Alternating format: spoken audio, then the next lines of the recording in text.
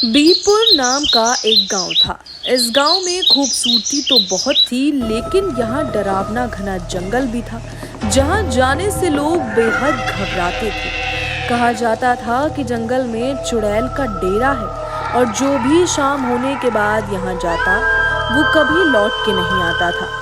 एक दिन की बात है, गांव में ही रहने वाला चिंटू अपनी माँ से जंगल में जाने की जिद करने लगा।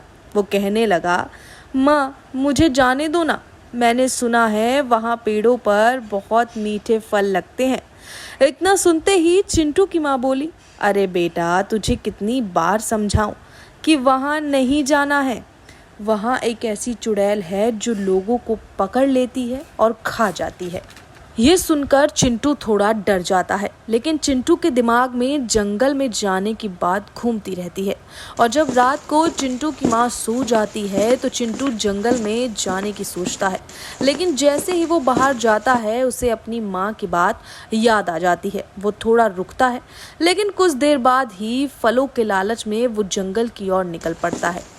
वो डरता डरता आगे बढ़ता है और जंगल में पहुंच जाता है, जहां उसे बेहद ही स्वादिष्ट फल दिखते हैं।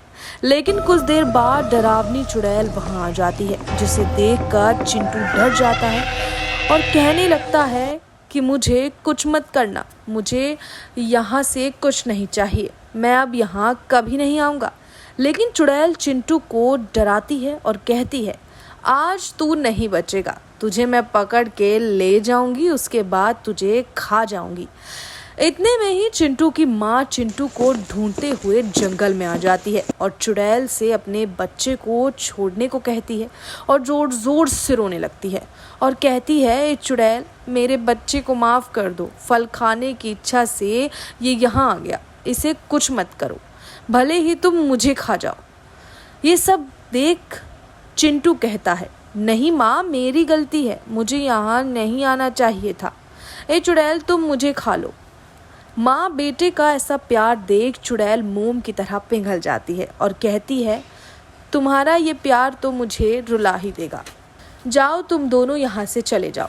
आज तक मैंने कितने लोगों को पकड़ा है, लेकिन कोई उन्हें बचाने नहीं आया, लेकिन तुम अपने बेटे के लिए बिना डरे यहाँ मौत के मुंह में आ गई।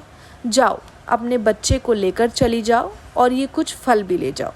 फिर क्या था, चिंटू और चिंटू की माँ वहाँ से खुशी खुशी फल लेकर घर आ जाते हैं।